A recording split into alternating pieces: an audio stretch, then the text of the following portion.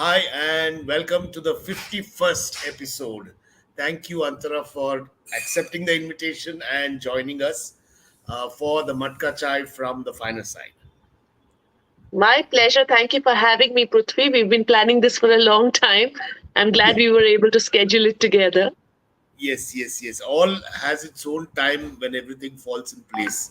I believe strongly in that, and today is the day for us to chat and a lot of our friends to know more and more about you. So You're very kind. now Thank you I'm for sure having that me. there will be a lot of people who will be watching.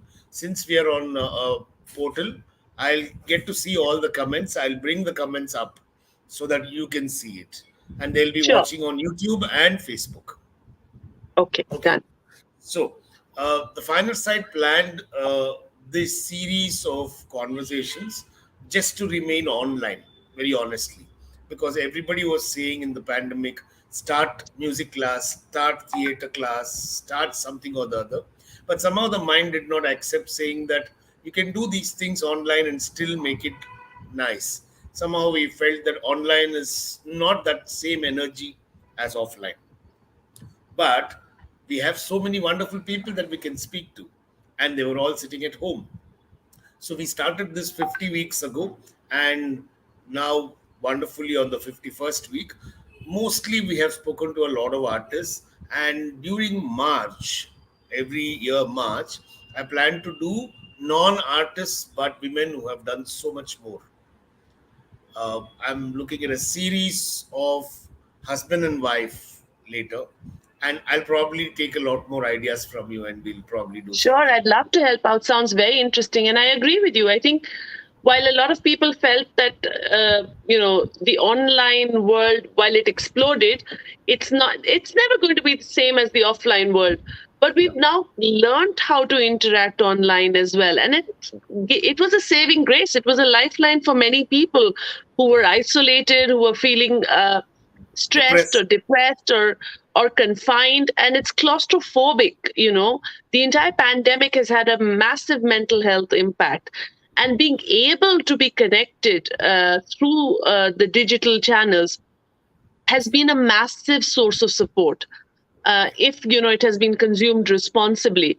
And I think art in particular has healed. It has allowed people to be free to feel the world beyond the confines of the four walls in a way that nothing else can. I mean, the whole purpose of our art is to allow your imagination to run wild, right? And I think, Yep. kudos to you, through the finer side, for bringing this alive, because you probably don't know how many people you've helped. And I've really enjoyed watching Hopefully. some of these. Yeah, hopefully people have got help.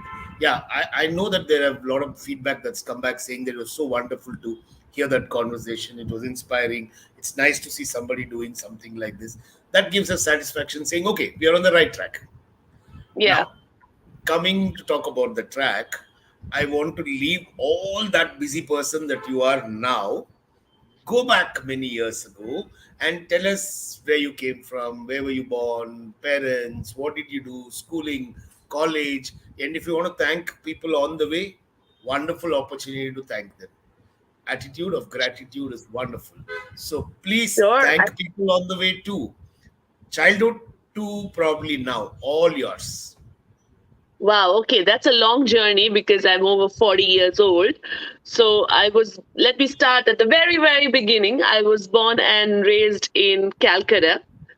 For everybody out there, that means I am from Calcutta, but I'm not Bengali. Um, in fact, let me start even further back than that. I'm part of a family unit that has always been beyond bloodlines. We've always seen family in terms of people who give and take love and who are there for you in times of need. And two such people who I absolutely adore are a couple who I weirdly call Nandu Chacha and Nita Masi. So they're married to each other, my Chacha and my Masi. They're not related to us. Chacha was dad's best friend growing up, and Masi was mom's best friend growing up. They got Wow. married and they fixed my parents' wedding. They Oh, got my nice. parents together. Masi was in Lucknow. and my mom was in Lucknow. Dad and his best friend were in Calcutta. So I guess the best friends didn't want to get separated, so they got their other best friends married off, right? Wonderful. And I grew up with my Chacha Masi and a huge influence. In fact, so much so that a lot of people think I'm Punjabi, but I'm not. Chacha and Masi are Punjabi.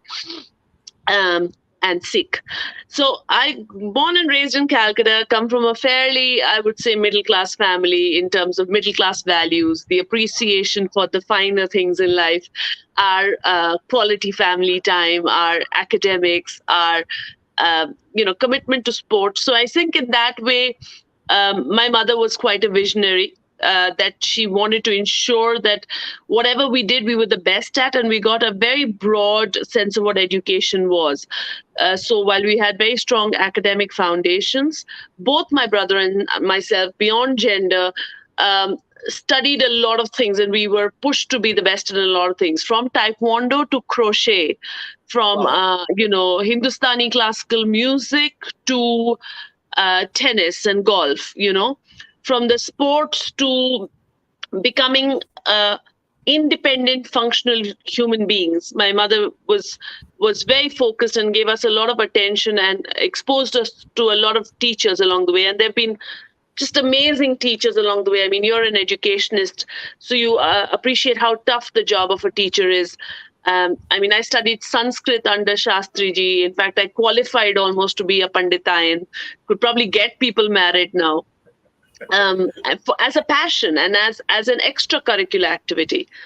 I didn't enjoy it so much as a child because it meant I had no free time. The normal kid's life of come home after school and play and hang out with your friends, that wasn't my life. I appreciate a lot of it now. I see the good and bad of that kind of childhood, but it certainly has molded me into the person that I am today. And I think some of the achievements that I would say resulted from that. I was one of the first and the youngest female black belts in Taekwondo at the age of 12. I have a second Dan black belt at the age of 14. I was training for the nationals at the age of 16. I bust my knee. I was already a qualified instructor and referee, so I was the first and the youngest female referee at the national games in 1998 in Imphal. I was a swimmer. I've played a lot of sports. I was also, and this I think, fortunately, I don't know whether this is God gifted or not, but I was an excellent student. Always one of the top in the class, top three in the class. So a nerd and a jock, with very few social skills back in the day. So I had very few friends, but amazing friends. My best friend and somebody who I cherish to this day, I think I've known her since I was 3 years old, is a girl by the name of Parveez Kutar. She lives in Canada, and she's the mother of a little baby boy now, Sam, who I absolutely adore, but I have not been able to see because of COVID yet, and I'm looking forward to that. So that was a bit of a flavor of my childhood. It was about getting up at 5 a.m. It was about, being in sports, going to school. School felt like a holiday, came back and then back in sports and classes. And that was, time after time again, day after day. Summer holidays were great fun. We always traveled, saw different parts of India, particularly the north. So Himachal Pradesh was where my godfather stayed, and we spent a lot of time there. And Lucknow was where my mother's family was and my grandparents lived. So that was also amazing, very close to my mother's side of the family. And amazing people, actually, the whole clan. And I think that set in place some value systems as well, being around good, kind, generous, loyal, simple people. They're the kind of people I relate to till this date. And I think moving on from that, I did my college. Obviously, with a background like that, with a childhood like that, with such a visionary but strict mother, I wanted to get as far away from Calcutta as I possibly could for my college degree, and ended up studying law at Trinity College Dublin, which was a fantastic choice to make. It was a unique choice to make. There weren't many Indians from India in Ireland at the time, and I felt like a bit of a pioneer, exposing the Irish people to what an Indian person looked like and walked like and talked like. I wasn't a Hare Krishna, and I wasn't a snake charming priest on a magic carpet. In fact, to the extent that the police commissioner, or they call them the Garda commissioner at the time, actually took me to the inner city schools to show them what an Indian person looked like, because Wow. they lived in a different vision of India. Almost became an Um, exhibition piece. I remember my first class in college, a girl coming up to me, and I adore her. Okay, so don't judge her harshly. Coming and asking me if I went to school on an elephant because I'm from India, and I was gobsmacked. I was like, why would I go to school on an elephant? And she had such logic. Like, that's why she was such a law student as well. She was like, see, you've come all the way from India to Ireland to study, and Trinity College is expensive. That means, with the exchange rate and all, your parents must be very rich. And if they're very rich and they're from India, they must be a Maharaja and a Maharani, you know. Therefore, ergo, you must have gone to school on an elephant. And I was like, wait, let me call my parents and find out where my goddamn elephant is. So that was hilarious. It was tough because I had made a decision that when I left home, I would not take any money from my parents. I wanted to be financially independent. It was a promise I had made to myself, which meant that after the first year, I paid for my own college. I did every job in college that I possibly could, from being a secretary to being a call center worker, to working in the college campus, to catering, to teaching Indian cooking. Name it. I've done a variety. Waitressing. I did whatever I could, and I put myself through college. Um, I think college life suffered a little bit, but I'm also very proud that I made it through that journey the way I did. Along the way, I discovered and I've always loved mathematics, always loved it. If for somebody with a hyperactive brain, I think maths gives you a result. There's always a yes or no result. It's not a vague, this may be right. And maths plus law, I think I discovered that tax law, which nobody will believe can be something that you can pursue with passion, because everybody falls asleep when they think of their taxes. You will procrastinate to find a way not to do your taxes. And I do that Yeah, now day myself. after But tomorrow. Day after tomorrow. uh, Day after tomorrow. yeah, Yeah. but I've discovered I really enjoy tax law, and ended up pursuing and qualifying as a chartered accountant post my law degree. I received an honors degree in law. I qualified as a chartered accountant. I started my formal career with KPMG in Ireland. I lived and worked in Ireland with very large companies, a $1 billion company, some startups, for about 10, 12 years before I moved back to India about 10 years ago. I think along the way, I did an internship in America and actually flew out of Chicago at 9/11. So that's also something that obviously is a core memory for me. Fortunately, was able to fly out just before all of the, literally the shit hit the fan. When I came back to India, I was chief financial officer for a US based drug safety services company. And my career had just fallen into place with, bigger pay packages and being headhunted and people hiring me. I'd never even created a CV along the way, I don't think. But I hadn't really thought about what I wanted to do. And when I moved, I think within a year of me moving back to India, I had a bit of a scare. Um, um, I was told I might have cancer. Turned out, luckily, it wasn't cancer. And I could have easily let that just, wash over me. But I said, no, listen, this has to mean something. Maybe I'm not doing what I'm meant to be doing in my life. Just earning more money and, working 20 hours isn't enough, you know. So I started figuring out what I want to do, and um, discovered, to my utter surprise, working with the ugly Indian, cleaning the streets, volunteering, consulting with, dozens of startups along the way, that what I really was passionate about, what made me sleep well at night, was social impact. And being a chartered accountant, I think social impact for me is not charity. most charities only last as long as the founder. It's the personality, power of the personality, and the begging for the money, and you know, good work continues as long as that person is there. The really large charities, there's so much wastage and all of that. But that middle ground of, something lasting beyond the founder's life, really that notion is not there in charities so much. So I began to think about for-profit industries, which were by nature social impact. And I ended up realizing healthcare and education, right?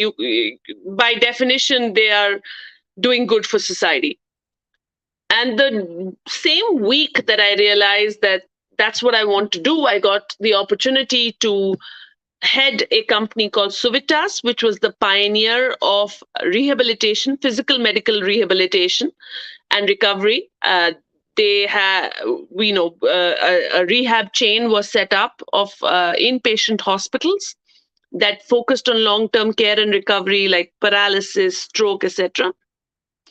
And I became the CEO of that company, and on and off for the last 7 years. That's what 6 or 7 years. That's what I did.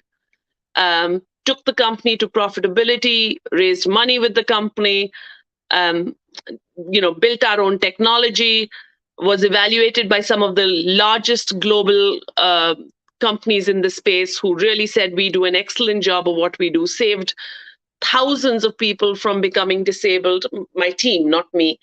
And last year, we sold the company to a Delhi-based company called Healthcare at Home, or HCH, now it's known, which is visionary in consolidating the outside of hospital space. And from January, I had expansion for them, which means I'm setting up these centers all over the country. Along the way, I had a baby about 13 years ago in Ireland. Met a man, married him, bought a house, had a child, lovely daughter, Mira.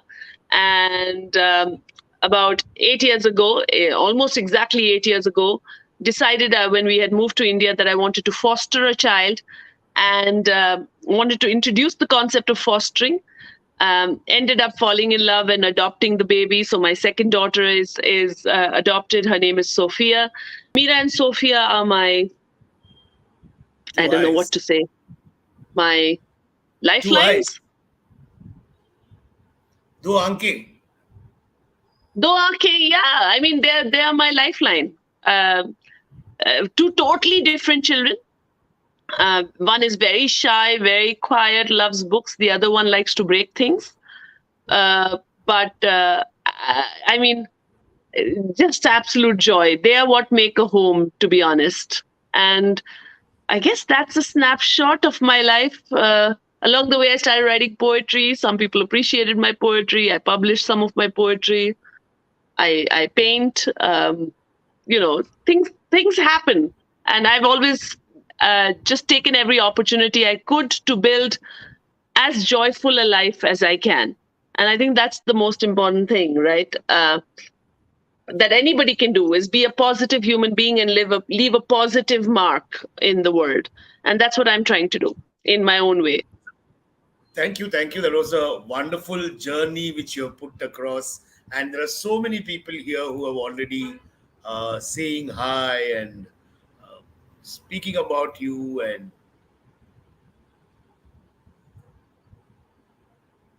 Thanks, Ravi. That's such a nice comment. Yes, my parents are amazing human beings. I'm very grateful to them. Hi, Renuka.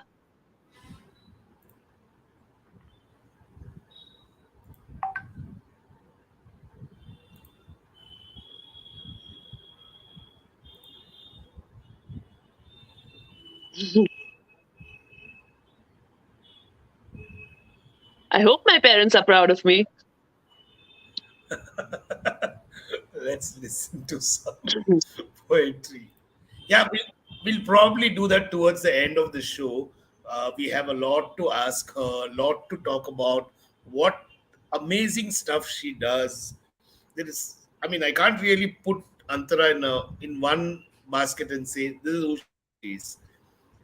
She's such a support to so many people. Just the other day, we were in a book launch, and there were these two little girls sitting behind me and giggling and giggling, and clapping and encouraging and making sure that whole place came to life. That is who I see Antra as, a person who's going to infect the space and environment and make sure there is life in it. I think you do a wonderful job, and you have amazing partners who are tied up with you to do such things. So, Thank you for that. I'm not sure if the word infect is a good word anymore, but yes, I'd love to be a good infection virus of positivity. Maybe reverse some of the damage that the COVID virus has done. I'd love to be that person. Yeah, I love to support our friends and our family. I think what else is life about? And it's the greatest absolutely. gift you can give someone, right? Is the gift of your time, of your attention, your enthusiasm.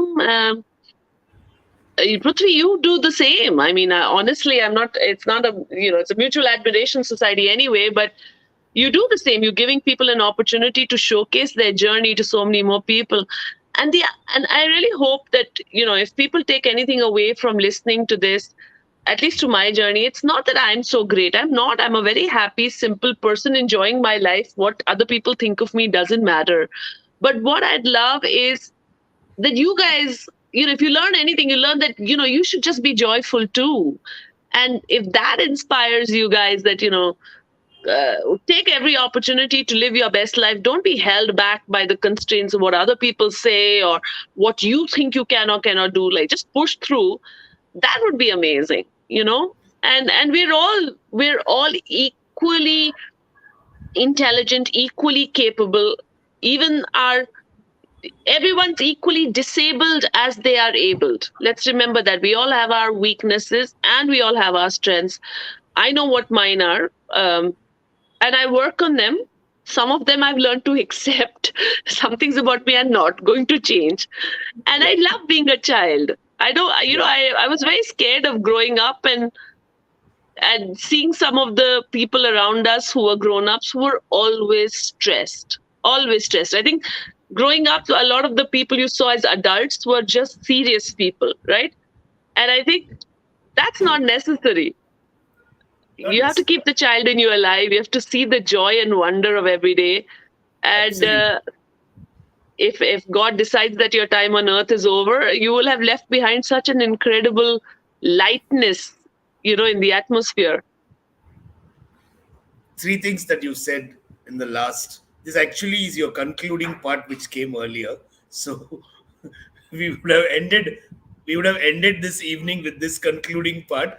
But yeah, But why? Why should we inspire at the end? Why should we leave our messages? People may have questions about how they can do the same thing, and that's the most important. The important stuff is not what I've done, or um, the important stuff is not my awards or the companies I've consulted with. That's not the important stuff. The important stuff is going through life in your own head and teaching yourself that today I will choose to be joyful. Today I will make somebody else's life joyful and I will find joy in that, you know.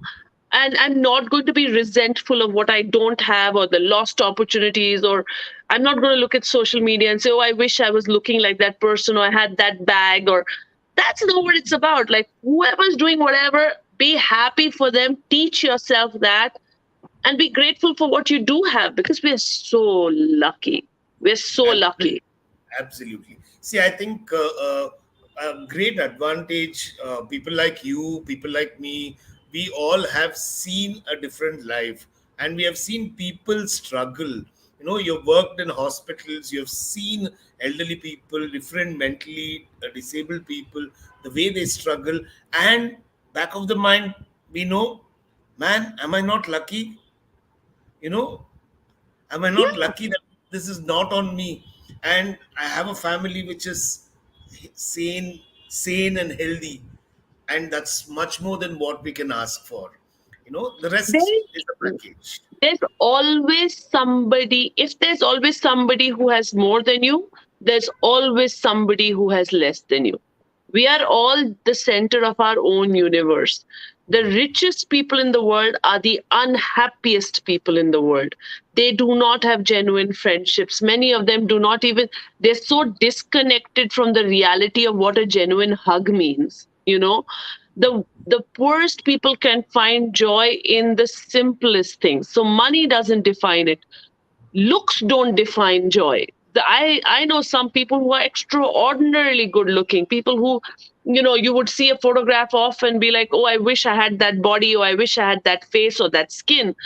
And they are desperately unhappy because they're not comfortable in their own skin. I'd rather have my skin with all its defects and be happy in it, and a body with all the lumps and bumps and be happy in it, than have a perfect, picture perfect body and be constantly judging myself critically.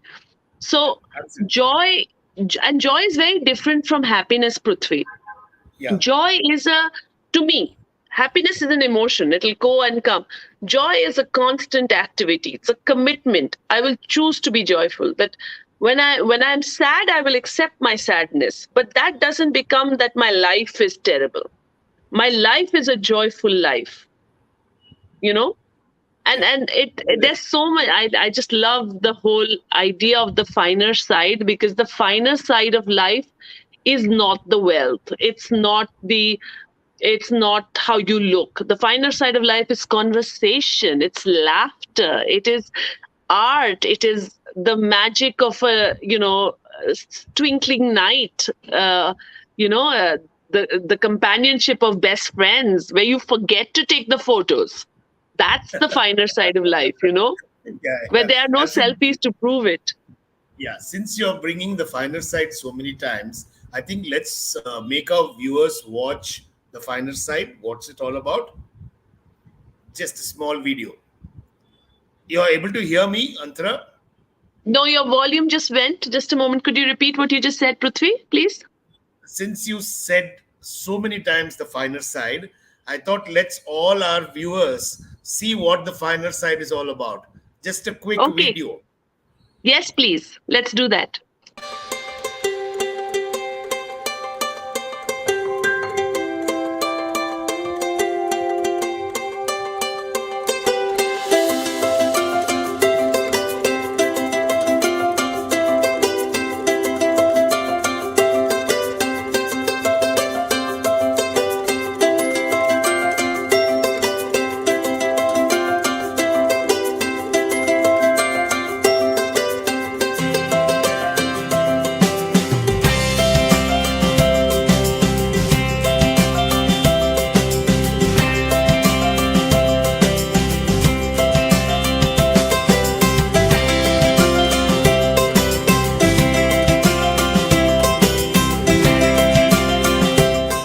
Wonderful to see this venue come alive. The sound was great, acoustics were great. Thanks a lot to the finer side. I mean, what can I say about this place? It's such an inspiration for all artists like me, and I feel like coming and again and performing here. Great place, great vibe, great people. ಈ ಜಾಗ ಈ ತರ cultural centres ಆಗಿ ದೊಡ್ಡದಾಗಿ ಬೆಳಲಿ ಅಂತ ನಾನು ಆಶಿಸ್ತೀನಿ. ಬಹಳ ದಿನಗಳಾದ್ಮೇಲೆ ಒಂದು ಒಳ್ಳೆ ಜಾಗಕ್ಕೆ ಬಂದಿದ್ದೀನಿ. ಆ ಜಾಗದ ಹೆಸರು ಅಷ್ಟೇ ಚೆನ್ನಾಗಿದೆ, ದಿ ಫೈನರ್ ಸೈಡ್ ಅಂತೇಳಿ. ತುಂಬಾ ಅದ್ಭುತವಾಗಿ ಒಂದು ಜಾಗನ ಬಿಲ್ಡ್ ಮಾಡಿದ್ದಾರೆ. This beautiful auditorium, it's very inspiring to see how it has been designed for the sake of arts.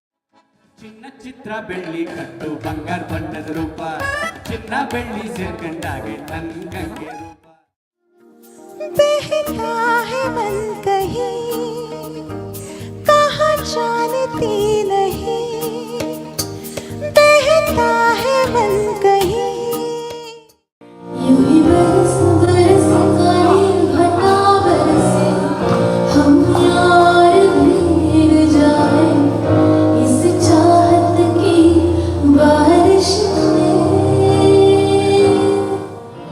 रिमझिम ये सावन संग सुलग जाए मन भीगे आज इस मौसम में लगी कैसी अगन।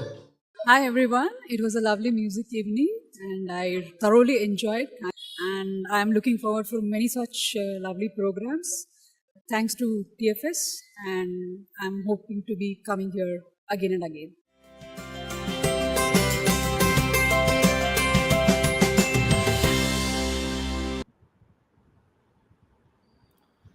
Well, that was a little bit about the finer side. It's a small venue at Banshankari 6 stage, Kanakpura Road. We are connected on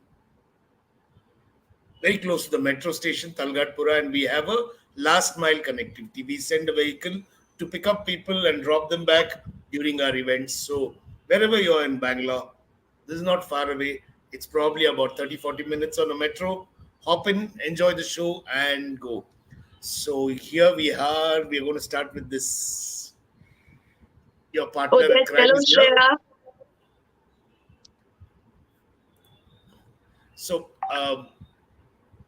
Suvitas or healthcare, one part of it. Give us some tips about taking care of elders. All of us have somebody or the other who's there. All of us are busy in our own lives, and somewhere we tend to forget they need us. I'm sure you have an in-depth view in the last few years, especially with Suvitas. I'm sure you Yes, can give all absolutely. of us some So, tips. yeah, so elderly care or geriatric care is a significant portion of what we do. It's not the majority, but it's a significant portion of what we do. Because as you age, it gets tougher to recover from any event, number one. So if you have a fall or you have a surgery, it gets more difficult to recover. The second part is your immunity gets lower. So you get diseases easier and they hurt you worse, right?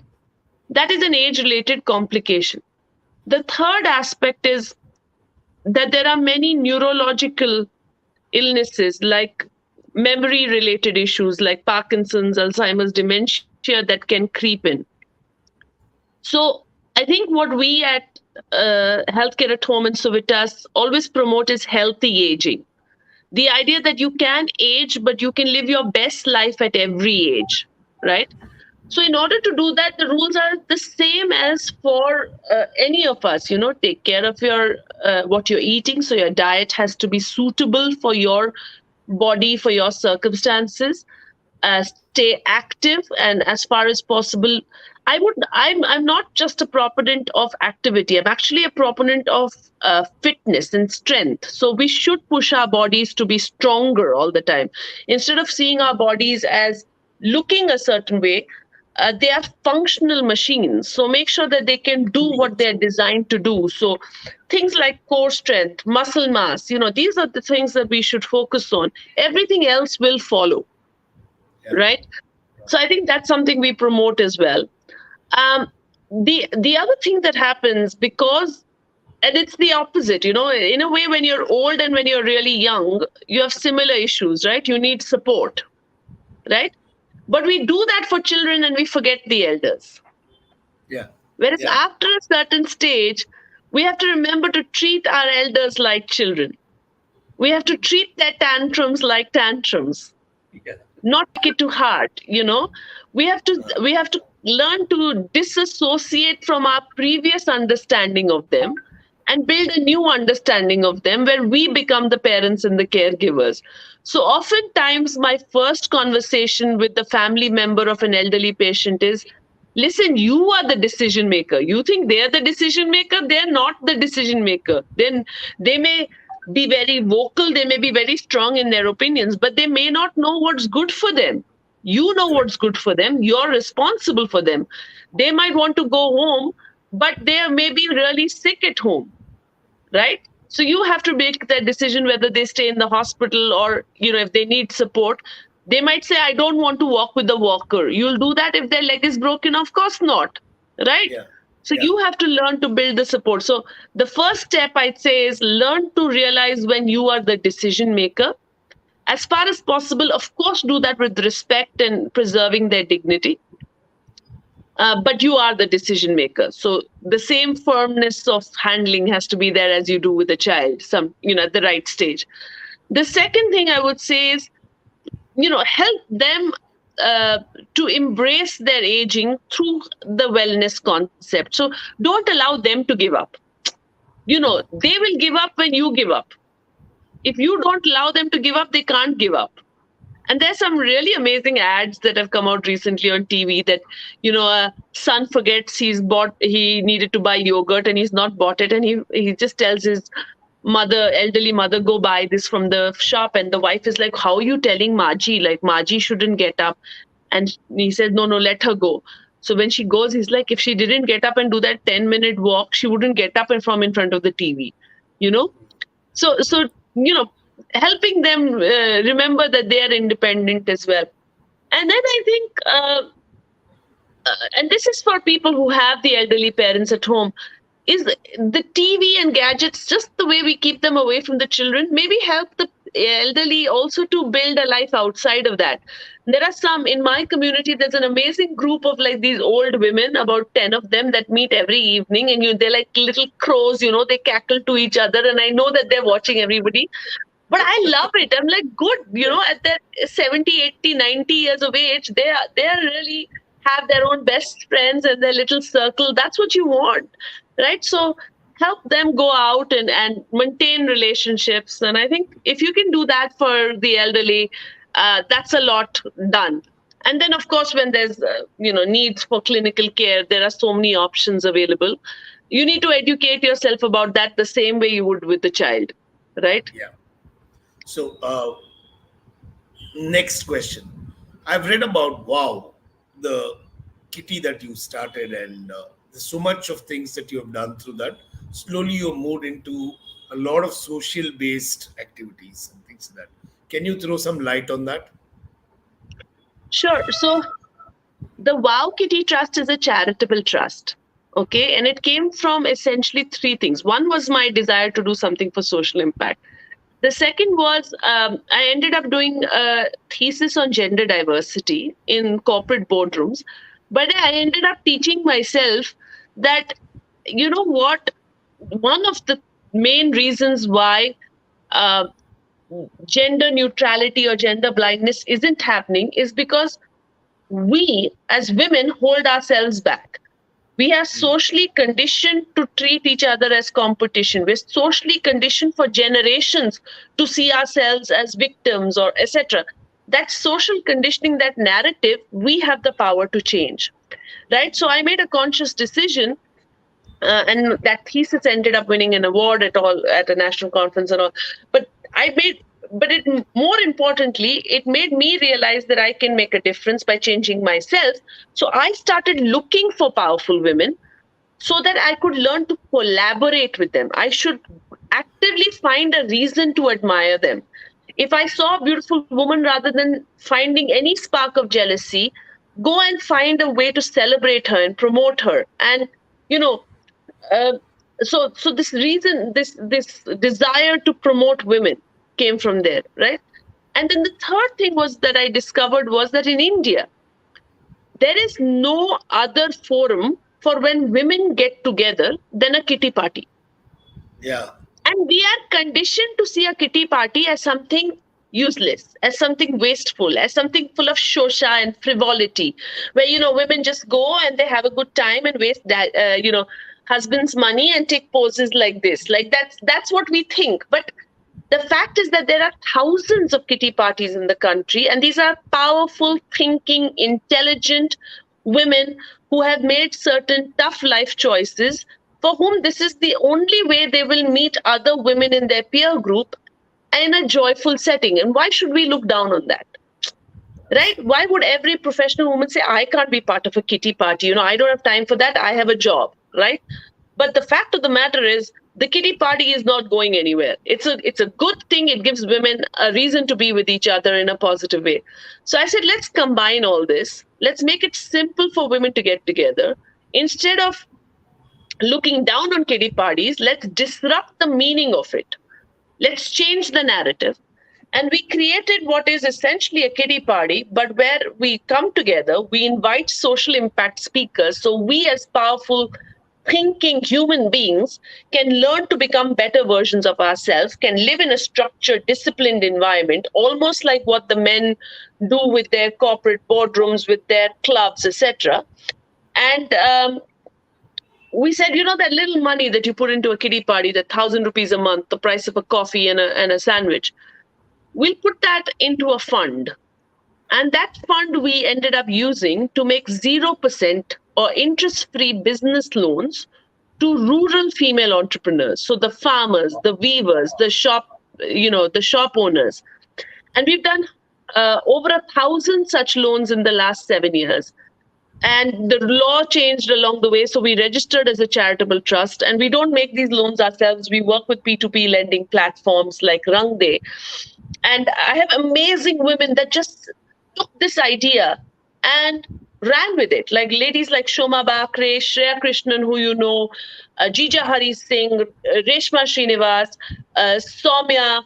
There were that Shweta Shetty. There were just women that said, this is a good idea, I'm in, let's make it happen. So it may have been my idea, but it was never my thing. You cannot build a movement with one person. It is the collective energy. And that proved the point that women can do wonderful, constructive things for society, can work together and implement a real solution. And as a result, those 900 or 1,000 women whose lives we've changed, by giving them a business loan, we've actually made them financially independent, which means that their entire social dynamic has changed because money gives you power. So the charitable trust we set up, called the Wow Kitty Trust, has only one mandate, and that mandate is to create or to foster women empowerment through financial independence. That is our mandate, because that's what we believe is truly going to revolutionize the way that gender neutrality or gender blindness can be accelerated. So that's what we do. We were stagnant for a fair bit during COVID, but we've just started meeting again. In fact, we had our first meeting yesterday at a wonderful lady, Sonali's house, who fed us homemade gujufied food, some stuff that I've never even eaten before. So I'm still very full and I should probably fast for a couple of days. But Sonali did an amazing job, and she called a wonderful lady called Smita, who had set up an who worked with an organization called Agor, and helped the northeastern women weavers to promote their craft. So I learned something new. I didn't know that there was such weaves, and I'm hoping that I get to buy some of those and wear them and showcase them. And again, a very joyful group of powerful thinking women doing something amazing. And we are hoping to grow soon and have a lot more women join the Wow Kitty Trust. But we are just getting our affairs in order so that we can invite more members. Wonderful. And that's what we do. Kudos to that. And I think I'm going to hats off to the initiative, and hats off to the entire team to be lively there and also doing. And I know one more woman who wants to say something about you, and she also writes, and you also write, and we will talk about a poetry. Somebody wanted to hear something maybe later. We have not too much time because I want to wind it up before 1 hour, but quickly, here is someone. Oh my God. Hello, Yasmin. Hi, darling. Hi, how are you? I'm good. I'm surprised to see you here, but I love being surprised. I know. I told Prithvi not to tell you. I said I want to surprise her. This girl, Antra, I think I met her in 2015. Antra? Yeah. 2015? Yeah, around that time, yeah. Yeah, and I think it was some house party, and she just came over there. Summer Singh Shekhawat's house party. Summer, yeah. And ever since then, I have known her. There's absolutely no thing between us. There is an age gap, but she is, I don't know what to say. She's a powerhouse. She's the epitome of love. And I think she's got that very, she's like that hunter wali. When she says something, it has to go into your head. I know. I was in a meeting 3 days ago, and I understand what you're saying. Yes. And let me tell you, like, I always felt I was a strong woman, a strong person. But I went one day to meet her in her office, and the way she has given it to me, I became a writer. I wish she gives me more. Oh my God, that's so funny. I was expecting you to say a lot of nice things, but Hunter Wali was not one of them. No, you don't know, Antra, how you say. You just say something, but you don't know how you say it.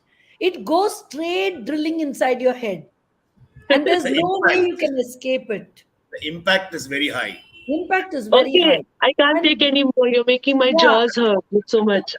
and that's because, her intentions are pure. And she truly believes in, in helping others, holding hands, picking them up is something. I mean, she is lots of love to you, darling. Thank you Thank you. so Thank much, you, Yas. Yasmin. Thank you so much. Thank you for coming, and congratulations on your book. We will talk about the book and you in one of the Matka chais very soon, and Sure. uh, see you If you until haven't then. got the book, get the book, Manan. Check it out. Yes, yes. Thank you. Thank you for coming in. Thank Thank you you so so much, much. Yasmin. That is so sweet of you. Bye. God bless you. Oh my God, that was such an amazing surprise, Prithvi. Thank you. Welcome, welcome. We have a lot of people who have saying so many things about you. So quickly, we'll read it.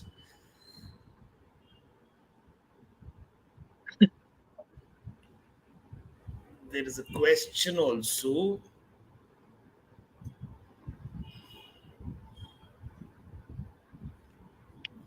Yeah, he has a lot of added questions, and I'm just going to. As of now, you don't need to answer because we don't have the time. Most of it you have already said. Hi, George. I can see you. Yes, we should always start everything as early in life as we can. We don't know how long we have on earth. Let's make the most of it. Hi, Naveen. Hi, Divya. Wonderful, Shreya, wonderful. stop bombarding us with messages. Yeah. So this poet part of you, which you're a published poet, and there are a lot of people who now are getting into poetry, which I see as a. I'm not going to call it fashionable. I'm going to call it a way of saying things is much more easier. And I've seen a lot of people on Insta now. They don't write anything. There's only a poem, and we Hmm. have to figure out what the mood is, what is it that they're trying to say. And Shreya is one of the best. I Yes, can. absolutely. Shreya is an amazing poet. Yeah. Yeah. So there are so many more, and I know people who are now gathering together and reading poems. Many of them. So quickly, where was this interest from? Because you're a sports person, you've been a coach, you've been a referee, karate, Not tags, karate, numbers. taekwondo. Okay, taekwondo, numbers, math, and then there is this side of poetry.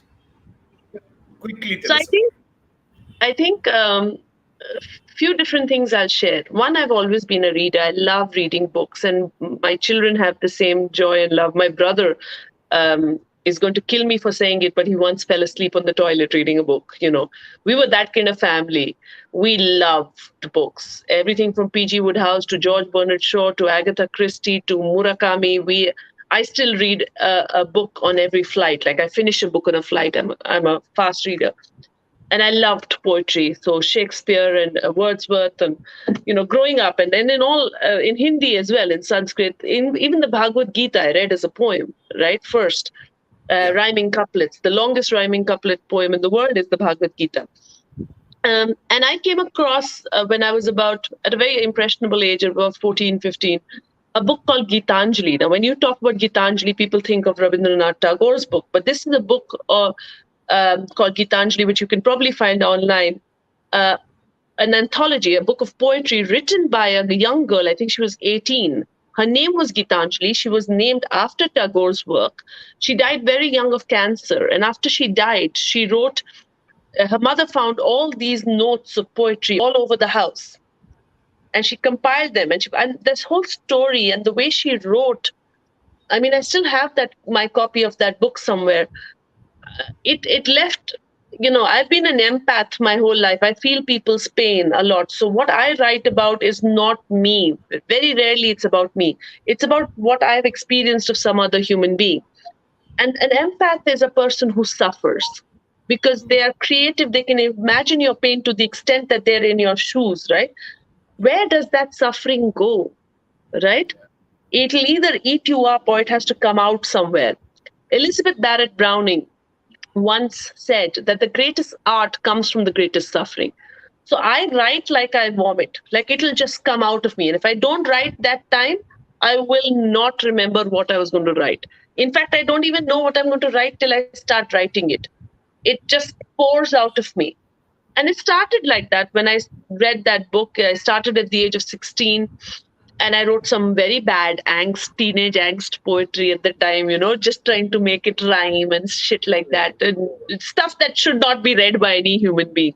But I wrote so much and I kept writing. And then somehow over the last 15 years, it just started becoming good.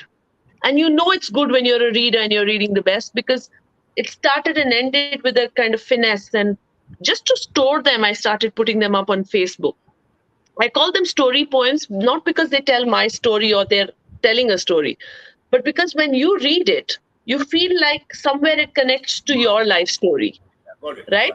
So Story Poems by Antra Bhargava was just a page I created to store my poems, not realizing back in the day in Facebook that privacy and this and that was a thing. So to my surprise, people started reading it and enjoying it and commenting in it, and then there was this one guy who said, listen, don't mind, I'm stealing this romantic poem because I didn't have a gift for my wife's anniversary today. I'm going to pretend it's mine. I was like, please go ahead, And one of my best friends I met through Coogan, he used to compare my poems to great artists and he would really get into the depth of the meanings. So I met him I met so many people through my poetry. Mahesh Sadhwani, who's a amazing real estate guy in Bangalore, I connected with him through my poetry. So just random people connected with me through poetry. That's how I realized this is something worth it. But obviously, I don't write on demand. I've never written for commission. It comes when it comes and it's available. And if it's something that gives you joy or helps you understand a little bit, your own journey a little differently or feel connected to another human being, that's all I can ask for. Shreya, God bless her, a mutual friend of ours, is also the most useless collaborator in history because we've been planning our book for, I think, nearly 7 years now. But that will get published when it needs to get published. But we're both writers. We both write in a similar way. Some of it is slam poetry. Some of it is, you can put it in categories in the literature side of things. But for me, it's more just putting down whatever I need to put down and getting it out of my system and out into the world, and hopefully it connecting with other people. That's it. Yeah, that's another message from her. So sweet of her. She's driving and listening. So she's always doing at least 3 things at the same time, Prithvi. She's still, yet 3-4 months ago, she said we are supposed to meet. So we will meet. Only 3-4 months, you're lucky. Yeah. Wonderful. Cool. So a few minutes before we wind up, and I would really like you to tell today's youngsters, tell them, don't tell them go out and play, because I'm sure the parents are saying the same thing. Yeah. So tell them more about doing things for those three things that you said: happiness, uh, what was the other one? Simple and fun. Yeah, I think not just for youngsters, I think for everybody out there who listens to this or is living their life, we all have our struggles. We all are just trying to do our best in life. Like that's all we want, is to feel like we're doing our best. Hope is a very important part of that, you know. Yeah. And if you can construct home, like plan the next day looking forward to something, plan the next week, the next year looking forward to something, and make that, no, it's not about setting goals and ambitions, that's part of it, but if you can make it a hope thing, something you actually want or desire, and you start achieving it, little things, tomorrow I'm going to get up and drink 3 glasses of water, and you do it. That sense of achievement, creating that sense of achievement is very important. It'll build confidence, it will manufacture joy. So I would love that everybody adopts or creates habits of positivity. Once it's a habit, no, it'll go from your making an effort from your conscious brain to your subconscious, and you will spread it. There's a lady that I met in Bangalore, Sheila Phillip, who passed away a few years ago. I miss her. I miss an uncle, Raj uncle, and an auntie also weirdly called Raj auntie, who passed away. Elderly people. Perhaps it was their time, perhaps not, but they left the world so joyful. And I think that taught me a lesson. That's how I want to leave the world, joyful. I want people to be left happier as a result. And that's how you should live your life. There's enough people to pull you down. There's enough drama and doom and gloom and shit happening. And everybody, from hate politics to this, there are enough people destroying the world. Let's not be that crowd. Let's be the crowd that's healing and creating and making it joyful, right? And that's the most powerful thing we can do.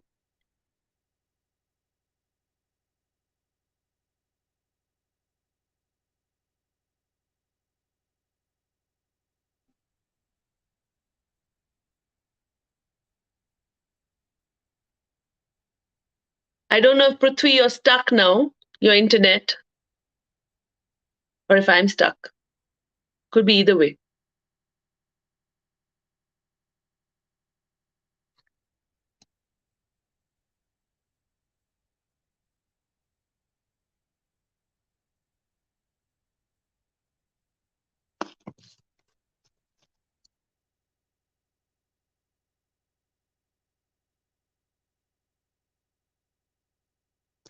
I think Prithvi should be back. Since we're still live and he's not here, I'm going to finish up by reading a poem. Just give me a second.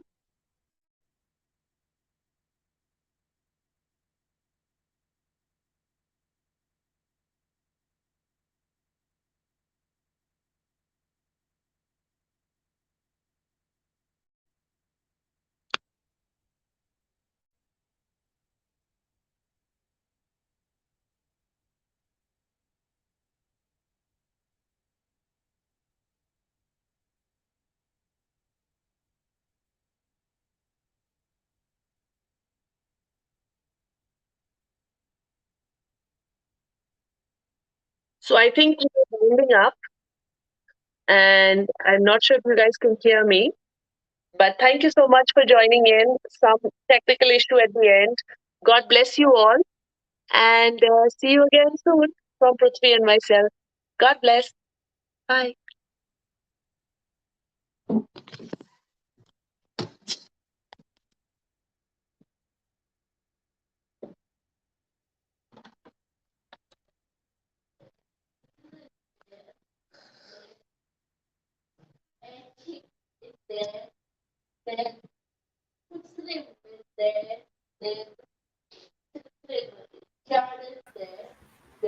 Yeah, hi.